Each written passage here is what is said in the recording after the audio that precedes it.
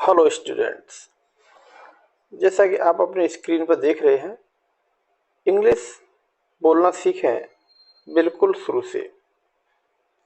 आज हम English speaking के इस सेशन में लेट का यूज़ करना सीखेंगे।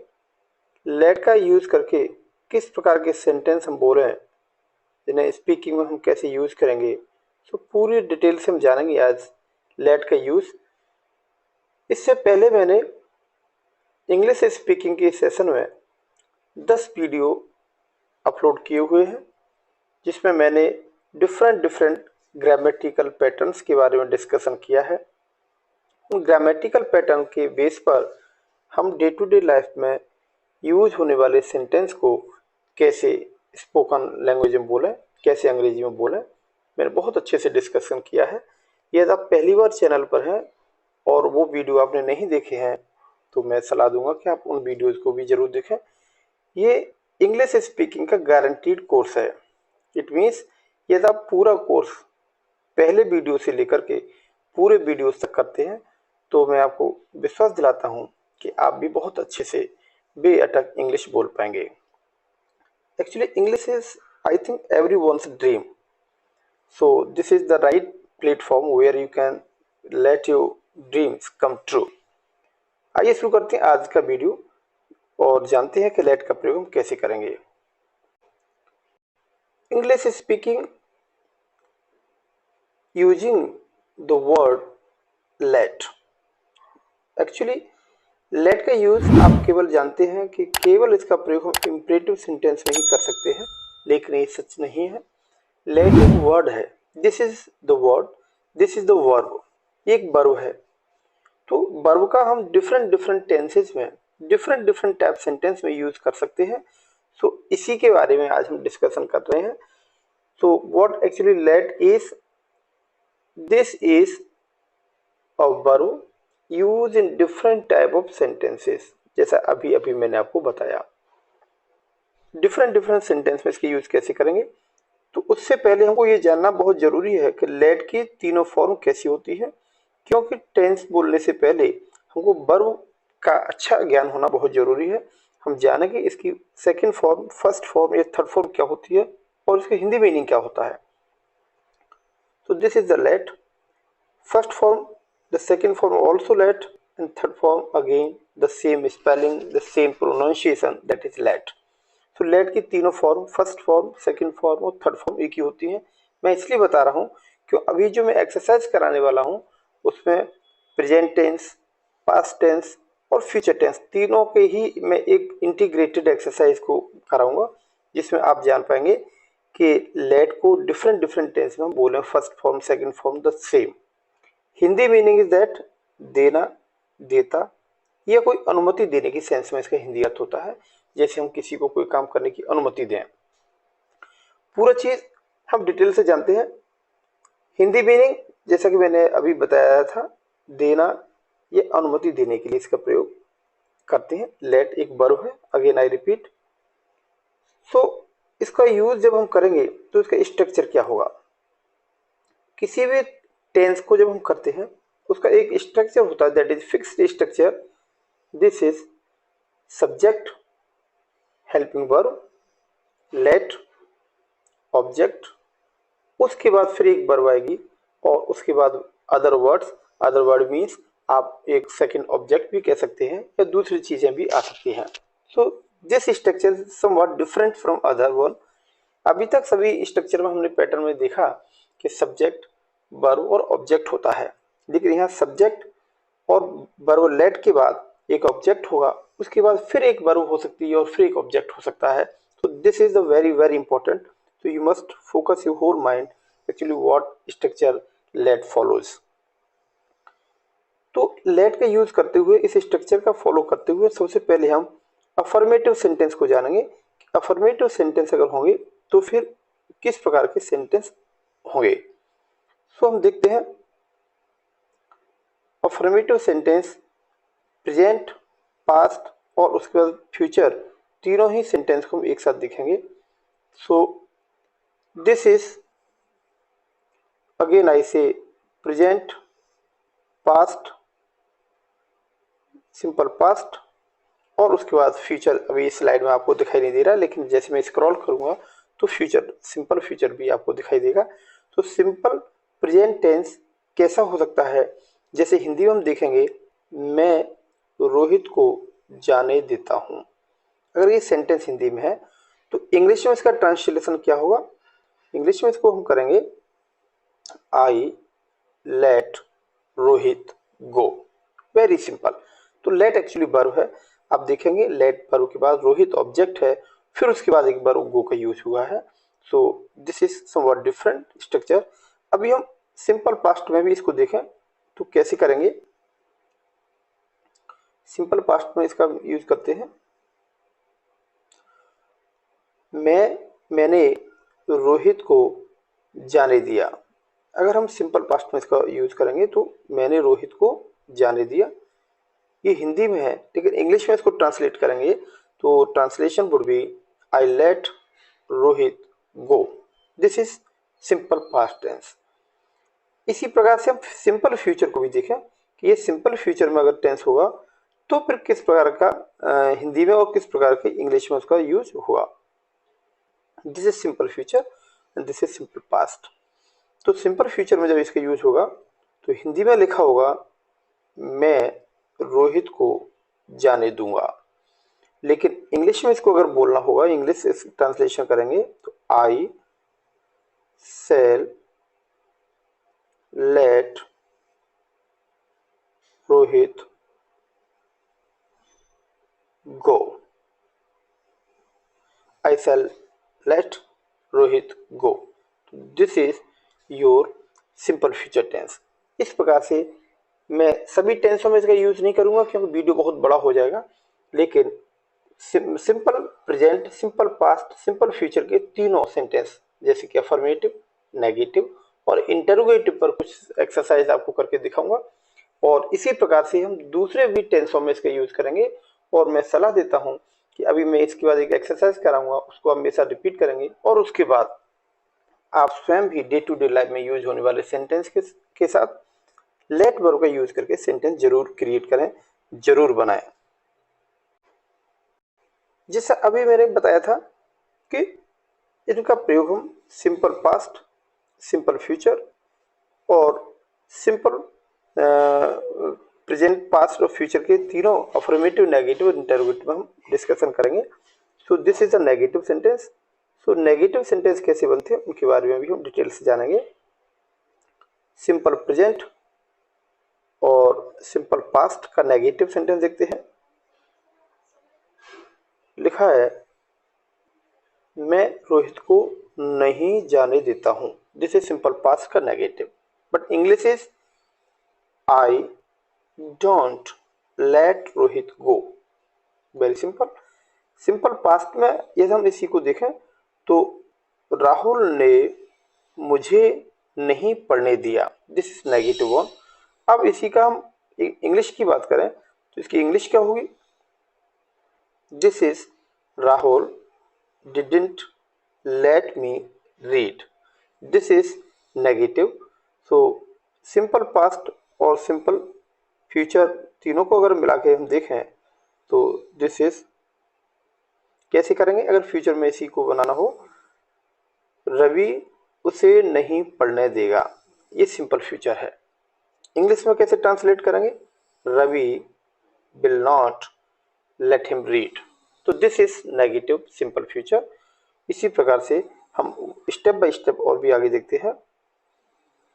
अभी हम बात करते हैं इंटरोगेटिव सेंटेंस की। इंटरोगेटिव सेंटेंस किसका? सिंपल प्रेजेंट, सिंपल पास्ट और सिंपल फ्यूचर का इंटरोगेटिव। तो सिंपल प्रेजेंट का इंटरोगेटिव अगर हम देखें तो सेंटेंस किस प्रकार से हिंदी में हो सकता है? क्या आप अपने भाई को जाने देते हो? दिस इज सिंपल प्रेजेंट का इंटरोगेटिव सेंटेंस। अगर इसकी इंग्लिश की बात करें तो do you let your brother go? Again I would like to tell you, verb let का यूज हुआ है, उसके बाद object your brother. Yes, verb let का यूज हुआ है और उसके बाद योर ब्रदर ऑब्जेक्ट है, लेकिन अगेन वर्ब गो का भी यूज हुआ है, तो 2 बार इसमें वर्ब आ सकती है। इसी प्रकार से सिंपल पास्ट का इंटरोगेटिव भी हम देखें।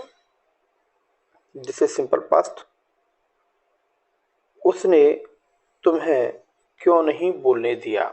इस प्रकार का सिंपल पास्ट का इंटरोगेटिव सेंटेंस हो सकता है। इसकी इंग्लिश को देख लेते हैं। इंग्लिश क्या होगी इसकी? Simple past English would B why did she not let you speak? Very simple. If I talk about simple future tense, that is interrogative one, so interrogative, तो interrogative में क्या करना पड़ेगा? क्या लिखा हुआ है, शीतल छाया को कार क्यों नहीं चलाने देती। दिस इज इंटरोगेटिव वर्ड, क्यों। शीतल छाया को कार क्यों नहीं चलाने देगी। यस, चलाने देगी। अगर इंग्लिश की बात करें, English would be why will Sheetal not let Chhaya drive a car. This is interrogative one. इस प्रकार से मैंने simple present, simple past, simple future के अफर्मेटिव, नेगेटिव और इंटरोगेटिव को स्टेप बाय स्टेप पैटर्न के साथ और एग्जाम्पल के साथ आपको समझाया। इसी पैटर्न का फॉलो करते हुए सभी प्रकार के टेंसेज में हम लेट वर्ब का यूज करके कुछ सेंटेंस और भी क्रिएट कर सकते हैं। तो आप डे टू डे लाइफ में जो भी सेंटेंस आप देखें, आप उनको इसी पैटर्न का फॉलो करते हुए जरूर बनाएं और बार बार उनको रिपीट करें। Once again I would like to tell you, इस English speaking this is nothing but an art.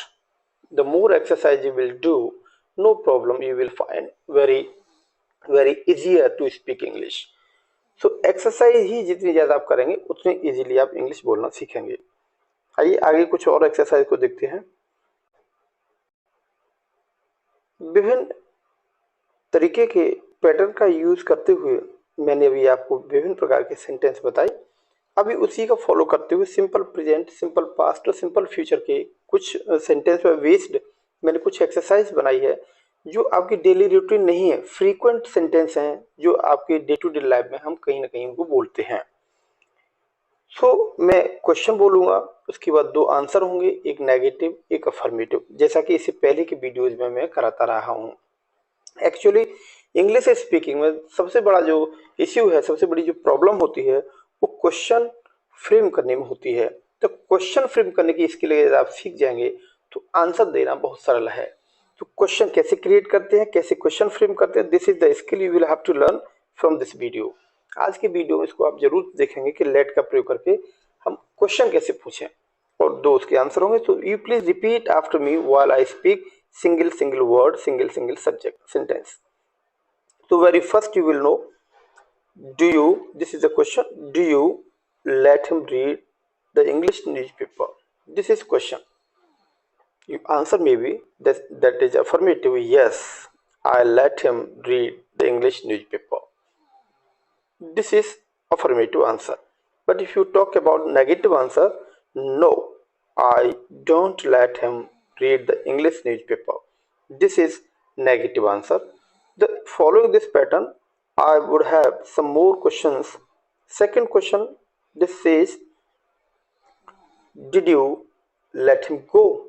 This is the answer question, sorry, and answer that is affirmative, yes, I let him go. I let him go. This is affirmative answer. But if I talk about negative answer, no, I didn't let him go. Because this is negative sentence, so didn't, this is a short form of did not. So इस प्रकार की short form भी आपको जाननी चाहिए और मैंने इस पर एक कंप्लीट शॉर्ट वीडियो बनाया है जिसमें सभी प्रकार की हेल्पिंग वर्ब में नेगेटिव वर्ड जोड़ने के बाद शॉर्ट फॉर्म जो बनती हैं उनके बारे में मैंने बताया है। अगले क्वेश्चन की अगर हम बात करें, so this is future sentence, will you let her sing a song? Yes, this is the question, but you answer that is affirmative, yes, I will let her sing a song. I will let her sing a song. The negative question, negative answer, that is no, I will not let her sing a song. This is negative answer. इस प्रकार से आप मेरे साथ repeat करते रहिए और एक क्वेश्चन फ्रेम करेंगे, उसके 2 आंसर। क्यों ये एक्चुअली जो मैं बोल रहा हूँ ये ऐसा जरूरी नहीं कि ऐसा आपके सामने हो, लेकिन यदि ऐसा होगा तो आंसर इसका इस प्रकार से बना सकते हैं। This is the technique, this is the exercise. Question number 4 that says, do you let Sushant dance? This is question, but you answer that is affirmative. Yes, I let Sushant dance. But negative answer that is no, I don't let Sushant dance. But next question, that is five question. It says, did Ravi let you read English magazine? Yes, you answer that is affirmative. Yes, Ravi let me read the English magazine. But your negative answer, no, Ravi didn't let me read the English magazine. इस प्रकार से हमने देखा कि 5 sentence को 5 प्रकार के question हमने फ्रेम किए और उनके अलग अलग अफर्मेटिव और नेगेटिव हमने आंसर भी दिए हैं। तो इस प्रकार की टेक्निक का यूज करते हुए आप भी क्वेश्चंस और फ्रेम करें, अपनी नोटबुक में नोट जरूर करें। इस एक्सरसाइज के बाद प्रत्येक प्रकार की एक्सरसाइज को मैं शॉर्ट वीडियो में बना करके भी अपलोड करूंगा, तो अगर यदि आप नहीं लिख पा रहे हो तो उसमें से भी आप इसको लिख लें और इसी प्रकार की कुछ एक्सरसाइज और फ्रेम करें। Question 6 it says, will you let him paint the picture? This is future sentence. Will you let him paint the picture? Your answer is yes, I will let him paint the picture. But negative answer if I talk, no, I will not let him paint the picture. This is negative answer. Same pattern I will follow. Question 7 says, do you let Sheila write a letter? This is question, but if I talk about answer, that is affirmative answer. Yes, I let Sheila write a letter. But if I talk about negative answer, this is no, I don't let Sheila write a letter. Question 8, it says, does Sweta let Ashish swim in the river? Yes, so affirmative answer that is yes, Sweta lets Ashish swim in the river. Here you can see this is lets, because so one thing is for you, the question I will leave for you. You will have to tell me question wise which sentence, which tense generally used, किस sentence में कौन सा tense use किया गया है। ये अगर आप पहचान पा रहे हैं तो no doubt you will able to learn English speaking. यदि आपको ट्रांसलेशन करना और इतना समझ आ गया है तो आप अंग्रेजी वे तक इंग्लिश जरूर बोल पाएंगे।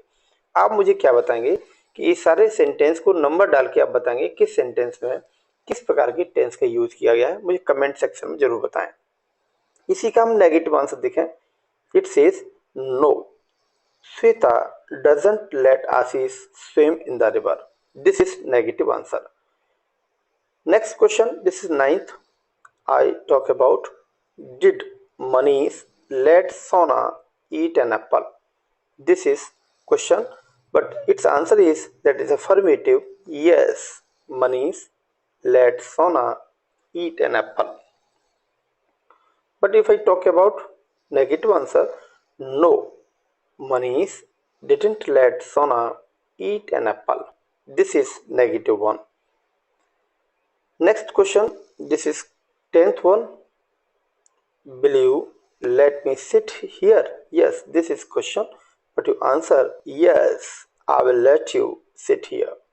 But if I talk about negative answer, no, I will not let you sit here. तो इस प्रकार से हमने देखा 10 सेंटेंस को हमने क्वेश्चन बनाए, उनके आंसर बनाए, और भी कुछ एक्सरसाइज मेरे पास है उनको भी हम डिस्कस कर लेते हैं। Question 11 actually says, does Rohan let me learn English speaking? Yes, your answer is yes, Rohan lets me learn English speaking. But negative answer, no, Rohan doesn't let me learn English speaking. So you please keep on repeating after me. 12 question says, did you let him write an essay? Yes, your answer is affirmative. Yes, I let him write an essay. Next, that is negative. No, I didn't let him write an essay. इस प्रकार से हमने देखा कि 12th sentence में हम किस प्रकार से आंसर बनाए. 13th question says, Will Sangeeta let her sister play a violin? Answer, that is affirmative. Yes, Sangeeta will let her sister play a violin. But if I talk about that is negative answer, no, Sangeeta will not let her sister play a violin. So this is very interesting word that I am going to use, that is let. Other questions, this is 14 one. Will you let a baby play with toys? Of course, answer is that is affirmative. Yes, I will let a baby play with toys. But negative answer that I am going to say, no, I will not let a baby play with toys. This is negative one. But if I talk about, this is 15 question, why. अब यहाँ से मैं WH word का use करके कुछ question frame करूंगा. अभी आपने देखा मैंने केवल हेल्पिंग वर्ब से क्वेश्चंस को फ्रेम किया जिसके आंसर्स यस नो में थे, लेकिन मैं WH वर्ड का यूज करूंगा तो WH वर्ड रीजनेबल आंसर देता है. जैसे कि वाई का यूज करेंगे तो बिकॉज से आंसर होगा, व्हाट, विच, व्हाट, वेयर. तो इसका अलग अलग तरीके से यूज करेंगे, अलग अलग प्रकार के आंसर इसके होते हैं. आप इस टेक्निक को भी जरूर देखें. Question begins with WH word why. So, why don't you let me learn English poem? Yes, affirmative answer. I let you learn English poem because I let you be the monitor of the class. This is your answer. But if you going to say negative answer, so negative answer would be negative answer. No, I don't let you learn English poem because I don't let you be the monitor of the class. This is your negative answer. So you question word WH word जैसा question वैसा हमको answer देना है. सो वही से question अगर पूछा जाएगा तो आंसर आप बिकॉज से ही देंगे. Next, the question begins with WH word when. When did you let me go to walk? You answer, I let you go to walk in the morning as usual. रोजाना की तरह. As usual means रोजाना की तरह. Negative answer, this is I didn't let you go to walk in the morning as usual. This is your negative answer. But if I talk about next question, that is 17. Yes, it says, how many pages will you let me read? You can see the word how many I have used. This is question word how many pages. Answer is I will let you read only 20 pages. This is the answer. But negative answer, no, I will not let you read only 20 pages. So actually the word no need not here because question starts with WH word how many pages. Next question, this is 18. Which book does she let you read? Which book does she let you read? So next answer, she lets you read a book on English speaking. So this is answer. Actually question is asked using word which. Next answer, that is negative. She doesn't let you read a book on English. So English speaking, book on English speaking. This is answer. So this was the question 18, and next two questions they are also I'm going to discuss them. Question 19, it says the WH word who used who doesn't let you join YouTube channel Grammar Guru to learn English speaking. This is the question, and you answer Your answer is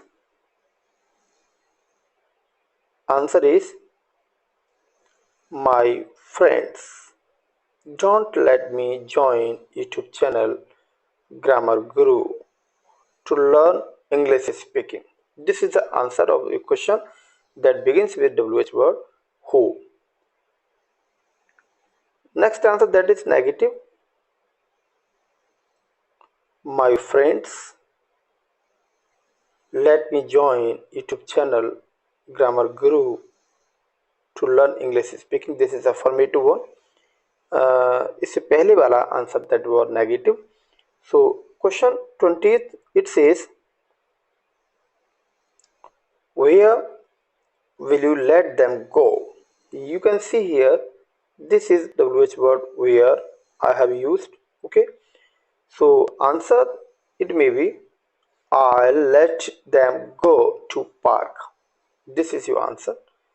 But negative answer, I'll not let them go to the park. सो इस प्रकार से हमने 20 exercise, 20 sentence और उनके 20 questions, answers, negative and affirmative both, इसको हमने discuss किया. इस प्रकार से हमने लेट के यूज को विभिन्न प्रकार के टेंसों में करना सीखा. इसके अलावा भी हम डे टू डे लाइफ में जहां भी सेंटेंस को बोलें वहां लेट का यूज करके जरूर अभ्यास करें.